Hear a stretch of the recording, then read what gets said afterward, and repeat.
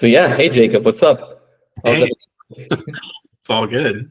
Just here building MagicPath things. I think Yeah, it's actually worth. I know I've been working here in MagicPath for the past month, and I've been seeing not only you but the whole team working on different features, different things. It's a very talented team, of course, and yeah, I've been managing the community basically, and a lot of people I've been getting a lot of questions in regards to prompting. What are the best ways of starting your prompt? Some people, are a little bit, they have a little bit less of a, how would you say it? Not so descriptive prompt. Some people, create their prompts in ChatGPT and then copy them or paste them over into MagicPath. Some people start by asking questions. What would be like the best way to start off in your opinion?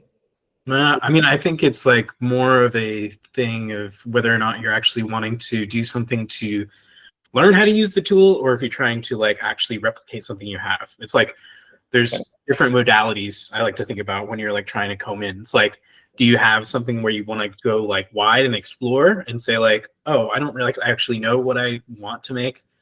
And then there's like a different modality, which is like, I have this thing that I want to replicate very specifically. And then there's like the third thing of like, oh, I'm actually just wanting to learn how to be like better at using MagicPath and like generating things in general. And there's kind of like I usually help actually make files that just have like a whole bunch of different like Yeah. apps, all unrelated to each other in that way, but like are trying to get to some sort of goal that I have in my head. And then whether or not that kind of links up is, I guess like, should we talk about maybe like one of those goals? Yeah. What do you think that like would be Start with the first one. Let's start with the first one, I think, and then if we have time, we can go to the second one, which is like copying a specific website. But yeah, let's start off with the first one, which is like doing it from scratch, right? Yeah. Or, Yeah. I mean, like, just getting in on something that like, you want to, be more exploratory. I think like usually a thing that I always, do is actually start from like a drawing or like a sketch, or like finding something that is sort of close to what you need and then providing that as an image along with your prompt. That's actually really important. Like MagicPath actually does a lot better with images plus a prompt rather than just a prompt. Usually, I would say for certain things. And I already showed you last week, but like I like these little rectangular stickies if I'm working in mobile, so I can just like draw stuff, and this just acts as like the phone frame, and I just like take a photo of it with my phone and just upload it right into the prompt field. But I think like for kind of a regular tone, I think like focusing on being a little bit more verbose than you usually would be, like making it so that like you say more context for like how something is laid out, like if you want a sidebar to the left or to the right, or like if you want like a nav bar at the top, or like there should be a chart, and like what is the chart, what does it look like, how does it act. And I think also general tone wise, I like to actually be very action oriented. Like I actually I keep all of my prompts I actually keep outside of MagicPath before I put them in. So like I will either create like I'm a nut, so I like use like VS Code and like Notepad and shit to just like put different things inside of to keep them there. And then I will sometimes even take like multiple versions of the same prompt and run them at the same time. So like like I'll reword something and just like copy and paste, and then like create a new component, and I'll have them running, like 3 running at the same time. Obviously I'm not constrained as much to credits as someone else might be, but I think like if they're a pro user, there's a lot of wiggle room in our current plan to like actually do a ton more exploring. So I think that's something that actually helps a lot. But I think like saying like I don't know, I have like a thing here, but it was like focus on like create a can you create a, like leaves a little bit more like room for the AI to be like, yes, I can do that.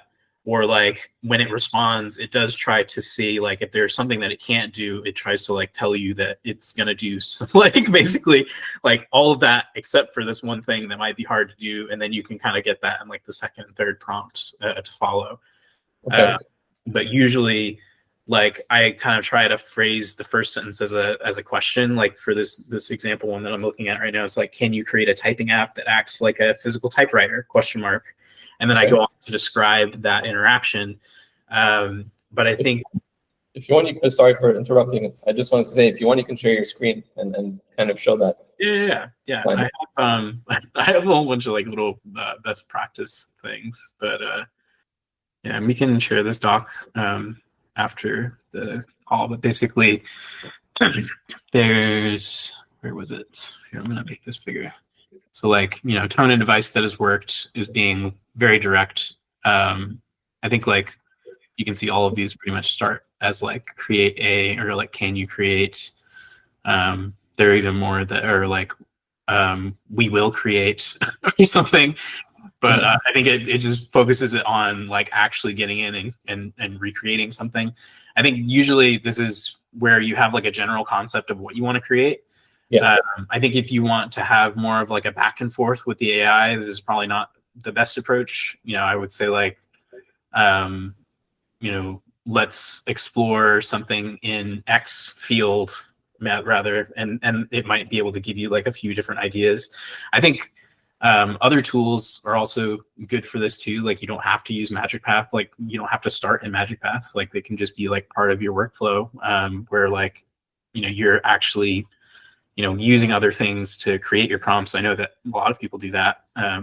But yeah. I also wanted to ask Jacob, like you said that, these are very direct prompts, right?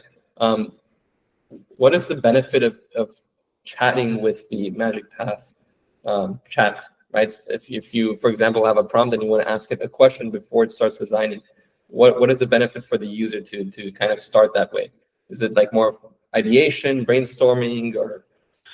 I mean, I think it's trying to help you shape like what you want to actually design, because for many people, you don't really necessarily know whether or not the thing that you're trying to make is actually, what you want to make. There's a lot of like things especially in human-centered design where, you assume that the correct answer to what you're trying to make is the thing that you've designed, but actually in real life, like it could take many different forms. And, for example, sometimes I've run prompts before where, I'm actually being more exploratory and I say like, give me 5 different sidebars where there's an interaction where someone can say that they don't have any credits anymore and they want to buy more credits. MagicPath will do that. It's not like something where, you always have to create like a website or like, it will create a frame that contains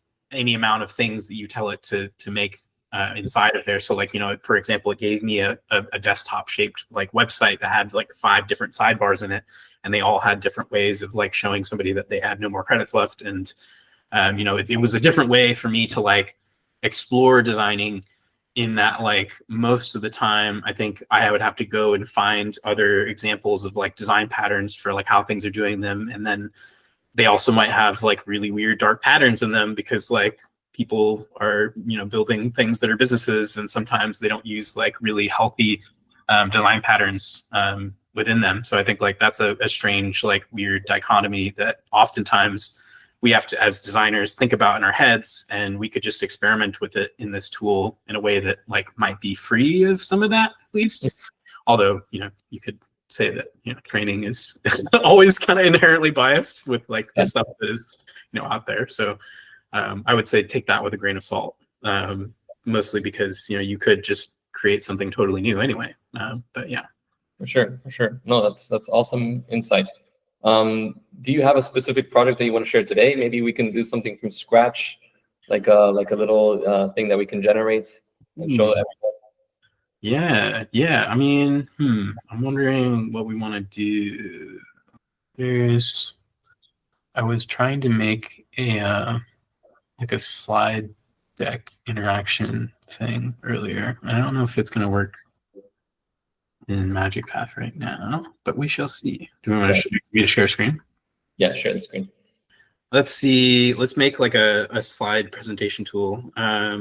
So I'm going to say create a slide deck presentation tool that contains sidebar on the left for showing previews. Well, let's say live previews of the slides.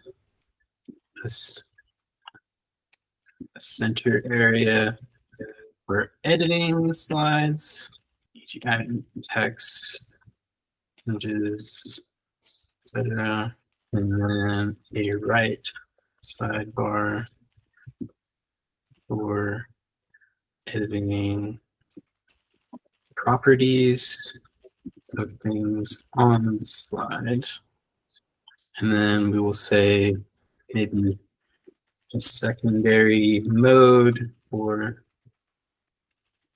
the right sidebar would be showing layouts that could be applied to the slides. Like something like Google Slides where you can select different types of layouts and usually. So yeah, I'm gonna Command A and Command C and copy that, and then I'm gonna send it in. And then, maybe just for fun, like I said, sometimes I just like pop them in and just kind of experiment. And like, maybe I want to apply like a design. So like, let's see what a Claude Anthropic slide deck editing thing might look like. But I think also sometimes when I plan these, these prompts and things while we're letting this bake, let's just go down to the bottom of this document. So like, for example, I might say breaking down each of these like words into something else. It's almost like you could select this and say like presentation tool. Could I elaborate on this, or could I, be more succinct even? Because I think when you are more succinct, like if you're more vague, like if I just said create a slide deck presentation tool, you are at your peril like more intentionally vague in what you're requesting, and you give kind of the AI more room to cook, so to speak. Like if you want to be able to like be more creative, sometimes it will generate something totally wacky that isn't like, what you would see in a normal UI. For example, let's just, for giggles here, let's try to create like just no other context. And we'll try to compare, what that is. And then maybe for other context, maybe I'll go into like Drive and go like find a, is there any slide presentations? Like a screenshot or something? Yeah, I'm just going to open up like a, oh, no, that's not a presentation. Maybe, I'm just going to grab, like, where Modern or something. So like Google Slides UI. Yeah, because you want to add that image reference, right? Yeah, I just want to like have some kind of reference for what a slide. Maybe we just need to go to Google Images. And like you said before, also like you don't have to have like a finished UI reference. You can also sketch it out in a piece of paper, right? That also works. This is true. Like, I mean, if I just wanted like the general like UI of this or something, I could just sketch it out on paper. Sometimes that's even faster, honestly. I don't know. I was just thinking for like speed of doing the thing. Maybe we don't need to do this. Let's not. I don't know. Let's. We can also talk about more. Oh, there we go. There's one of them. Okay, so that was pretty good. I think. Let's see. We have a place. I like the little icon. Yeah, that's pretty sweet. I can add text. Cool. Okay. Add image. Image is broken. Oh, you can add the image URL there in the properties. When it sets. Wow, it actually sets the template. That's pretty sweet. So it only shows the properties if I actually have something selected, which is cool. Yeah. Deselect, nothing selected. That's cool. And so like, I mean, when I'm editing too, like you notice right now, like I'm not in edit mode, but like if I wanted to, we could go in edit mode and kind of like piece by piece this kind of stuff. I actually find sometimes that like if you do want to create like a more directed edit, like if I go into edit mode here and I'm just like select this whole panel, for instance, and I'm gonna move over here. So like, say we wanted to add like a font control, like just go into here and then say like edit with AI and say, let's add a control for setting the font family and font size for text objects when they are selected. Awesome. How that builds. Then we get the other ones like this. Okay. This one was the one we were more vague with, actually. Yeah. Right. Actually, faster. It does do a good job, but it doesn't have the templates on the right? It doesn't have those templates that you asked it, or that you have in the other prompts. And it's also kind of like weird. The canvas thing is messed up. Maybe it's you can't drag things around. Interesting. I mean, I think this is an example maybe of like, oh wow, there's a present mode. Is there a present mode in that one? Oh well, we need to figure that out. Well, go check out the other ones. This one's relatively similar actually to the first version that we had. Yeah. Like almost like exactly the same actually. Yeah. Which is weird. Like I never get similar objects actually. That's so funny. Yeah, you can add shapes here. The other one had images, not shapes, right? It had images and shapes, I think. Oh, okay. Yeah, I just didn't add a shape, I don't think. So let's see. We have now we have font control, which is cool. Oh, and it works, brother. Leto, Montserrat. Look at that. We just made Google Slides, bro. I don't need to. Amazing. There wasn't that mode, but maybe we could tell it to add. So, and then this time I might add it differently. I might say I'm gonna go just into the bigger chat because this feels like a larger app edit. I'm gonna say like let's add presentation mode in the top right. What? With the button in the top right. And I go into present mode. The slide deck should appear full screen with a dark background. Awesome. Want that big? So that's the Claude one. The Claude one looks nice. Yeah. So what's your experience also with design systems?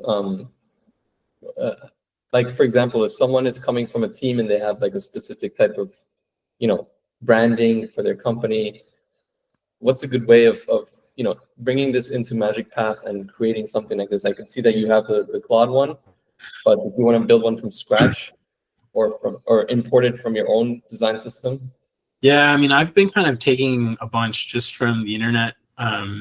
Usually what I'll do is I'll either go to a website and I'll, open up my web console and try to like pry out the CSS. And essentially there are like many different ways that people like organize their CSS on the web. So it's like kind of hard to get something accurate from just like a, if you don't like work there or didn't create the thing yourself. Yeah. I think like some of these, for example, like this UCF design system here, I actually created like from a Figma file. So I actually have like, and it's like kind of funny because these fonts are working, but we don't support custom fonts yet. So these are working because they're named the same names as what's installed on my local system.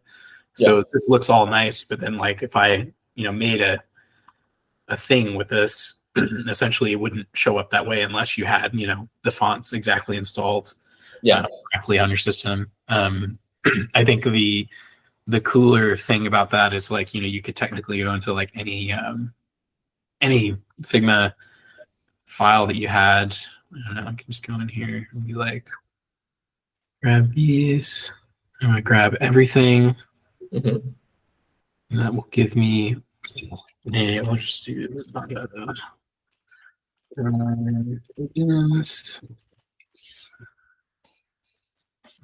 And then I might go to like Claude.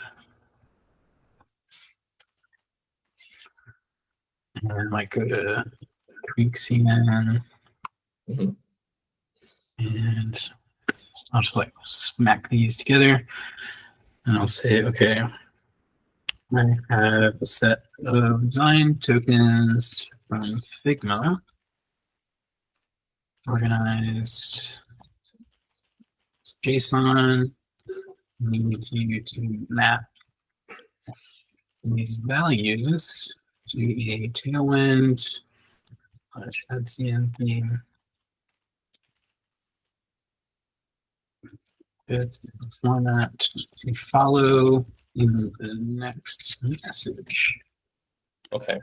Here are the tokens. Whoop. Okay, so you put it like that. Yep. And then we'll go over here, tweak CN, just gives like a good format for what we can pull in. Mm-hmm. We'll say map these values to this format. Let's use the green as a primary. Here's an example image of a design made with this system, because I didn't really map any of this stuff to actual variable names like primary and stuff. So I'm going to actually screenshot these rules because I made those. That's good to know. And maybe like, some other stuff of like, it's got some like good, oh, come on, Figma. Big file. Yeah, big file. Here, that'll be good. We'll just say like, maybe screenshot that. And then here, so I will, okay, I'll paste in that format. And then we will upload some files. These screenshots we did. Cool. Boop. Let's do that. Mm-hmm. All right, so now we can see it starts with that root, which also tweakcn has. Mm-hmm. It's mapping it to OKLCH. I think it might actually do something wrong here though, because I'm gonna have to see if they. It's using Rupert. That's fun. That's yeah. That font is not good. That's a custom font. We won't see that, but I mean, we'll see it in this render because I have it installed. But other people wouldn't. So that is a thing to note if you're using custom design system stuff like this in this format, that custom fonts won't appear yet. Hint. But I think like, so this right here, this is a problem. So like whenever you see these like themes and there's like a variable declaration here, that will result in that problem that we have with the transparent like circles. So we need to maybe convert that to so how what do you need to convert it to, like a color code, like a hex code or something? Yeah, more like these, like just these OKLCH values or X's or X's. Okay. Here, where these declarations are made just reference static values. Yes. Sorry, I also know my keyboard's very clacky. No, you can't hear it at all. Oh, sweet. Yeah, buddy. That's it. It's cool that it like erases it and then it does it again. It doesn't like generate a new file. Yeah, yeah. I like Claude for that reason. I actually didn't even know that it does that. That's really useful. That's so nice. On render. Okay, so cool. Let's just copy that. Mm-hmm. And we'll hop on over into MagicPath. We'll wait, and I will switch over here. I'm going to make a new blank system. Yeah. Import. I'm going to pop that in there. Oh, that looks pretty good. And we get our dark mode as well, looking nice. Yeah. All right, so I'm going to save that. We'll say Orchestra, RIP. They're gone now. All right, save. That's like the best way to kind of import your design system from Figma into MagicPath, right? That little workaround that we did. Another thing too is like, I feel like a lot of people don't know this, but like, if you copy and paste this object, right? Like say these are the ones that we liked out of this design. I can also go here and just say, pop into the chat. I'm gonna assign this afterwards. I could just be like, use this new design system. Okay, so you can not only do it with new components, but you can also like apply this design system to existing components. Yeah. That's great. That's really good to know. Yeah. Honestly, I think we should be able to do this without having to do the AI. I think we will at some point, like, soon. Because it's like kind of like, why? Oh, no. Wait, is that not working?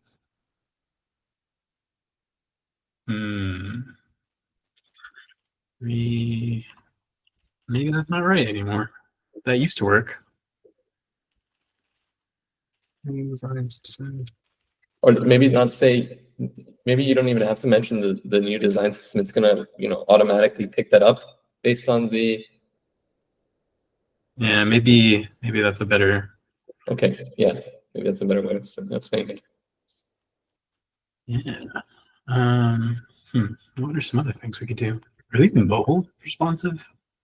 Well, didn't you want to check out? Didn't you make like a change before to make like the presentation mode or something on one of them? Yeah. That one, right? Yeah, there we go. Yeah, look at that. All right. Well, 1 out of 1. You can add more slides, add text. This is cool. Let's see. Cool is this? I mean, hey, that is pretty cool. That's awesome. That's really cool. And then you can go on and like add extra features, I guess, like eventually like, export it to a PDF or something, or add custom images, add more custom things like more templates or more shapes, I guess, triangles, stars, the things that people use all the time, the stars. Yeah. Let's make it a drag and drop. Oh, did you click on the generate? Yeah, it's generating. Oh, there we go.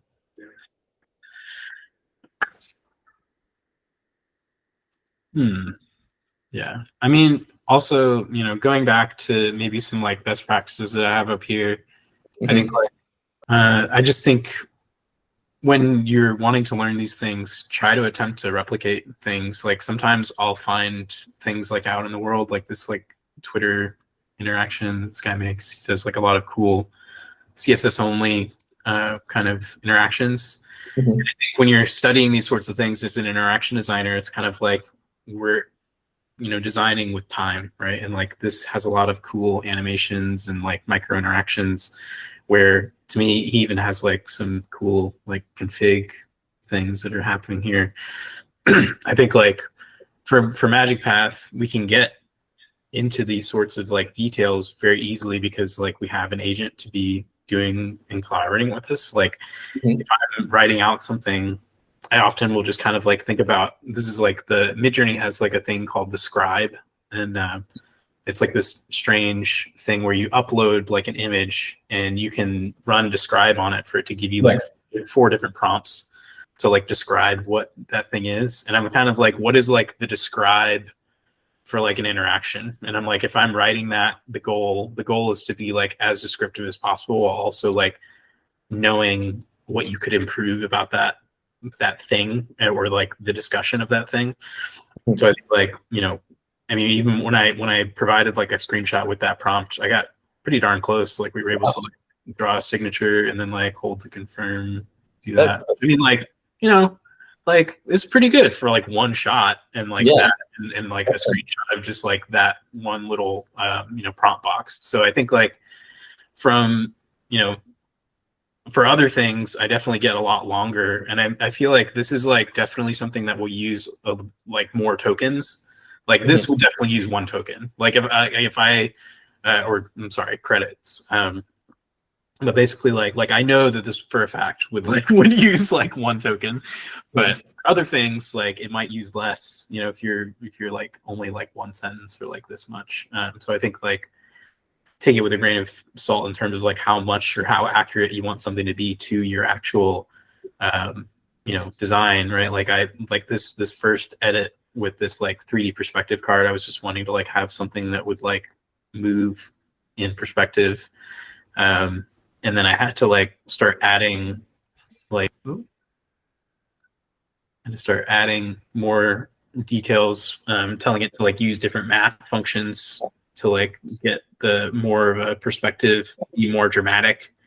And I think like part of this too is like if you know more about like actually how like web things are made, like different CSS values for like perspective and stuff like that, then that's just going to make you more powerful in like both settings, right? Because like if I'm a designer and I don't know like how things are rendered on the web, then I can't make good web things. So I think that's like the biggest thing is like try to replicate something, because you'll learn so much more by like seeing how that thing is built for the things that you're going to build later. Because like the goal isn't like getting like stealing stuff. Like I feel like that's like everybody's like, oh no, you're stealing. I'm like, no, this is like exactly what everybody does is like in art school, right? Like you learn how to, you know, paint by studying other painters.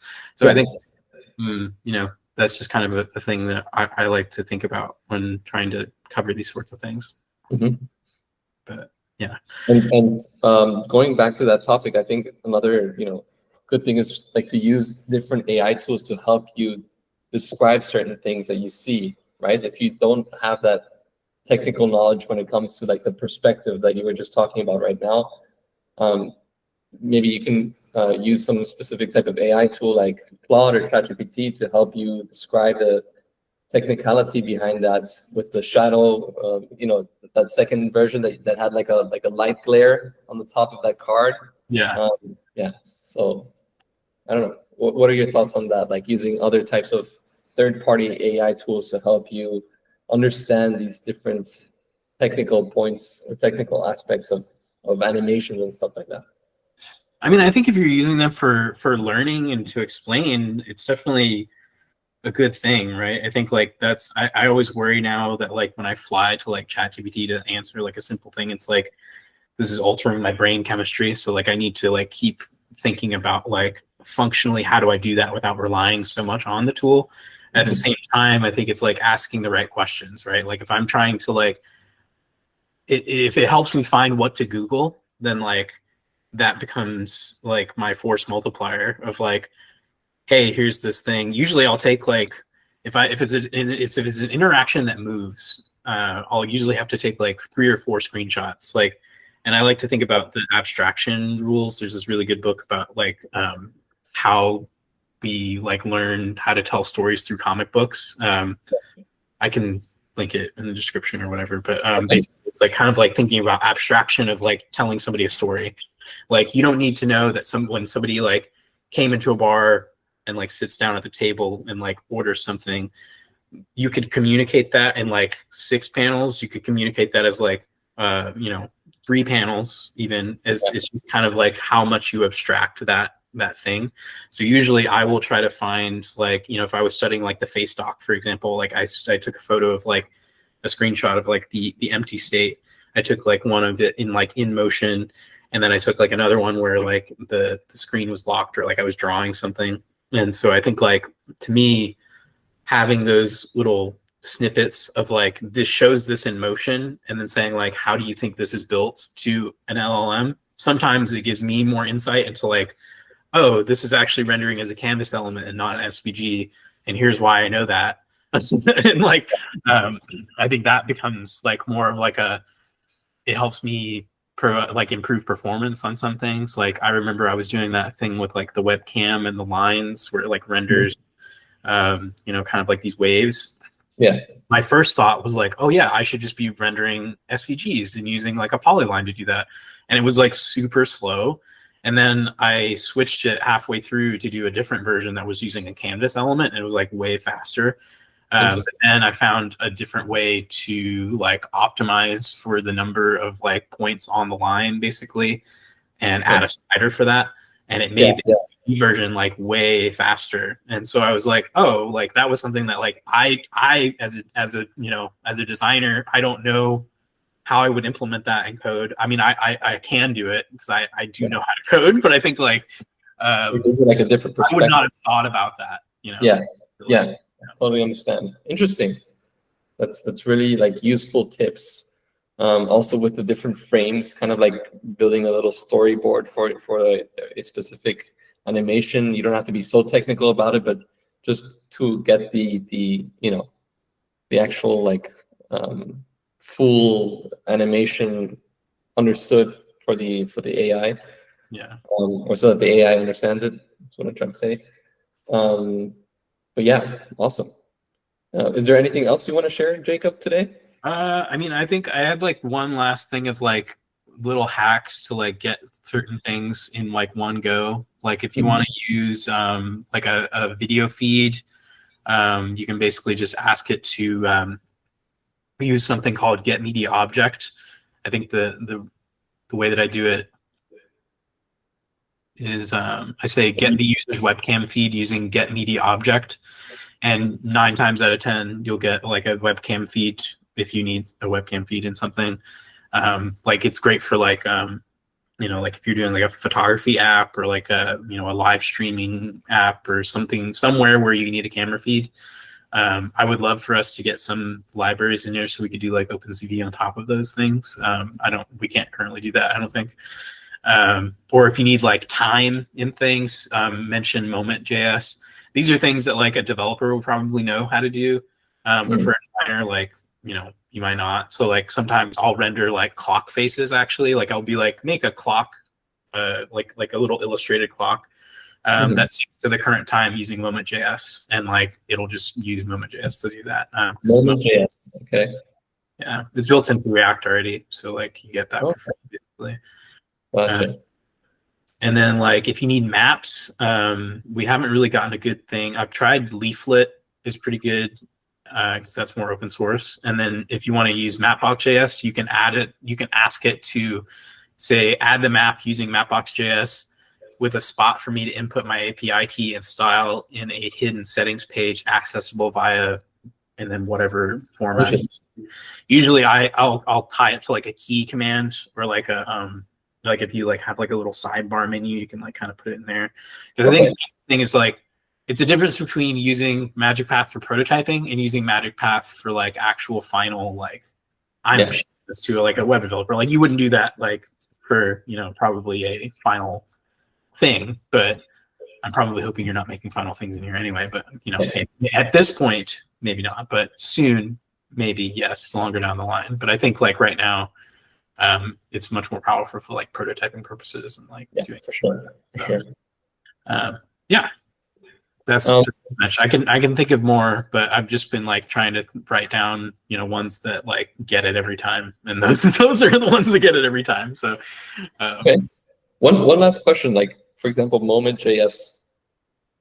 How can someone go and discover different types of tools like this that they can integrate into MagicPath that are already, they're easy to integrate, right? Because there's things that are harder, like Mapbox.js, where you need like an API key or OpenAI, but things like this where you can get the time. Where can people, look into these types of things and know what they can use that are quite like simple to integrate? Yeah, I mean, like, there's like used to be like an old Bloomberg thing that was like APIs for everything. I don't know if it's still maintained at all, but you could just go on there and like search for any existing API to like bring stuff in. I think that will be hard for us because right now we can't bring in outside libraries. So I think like reliably, sometimes an outside library might work. sometimes it won't. There's like we can't really, I don't have a good way of knowing. Because like sometimes anything that's built into React already, like we get that out of the box, which is cool. Or like, so I think like there's a lot of things that are already built in, like D3 and a whole bunch of other stuff for like visualization things. But like things like maps are kind of hard, and like you know, like Web 3D, 3JS works. Gotten 3JS.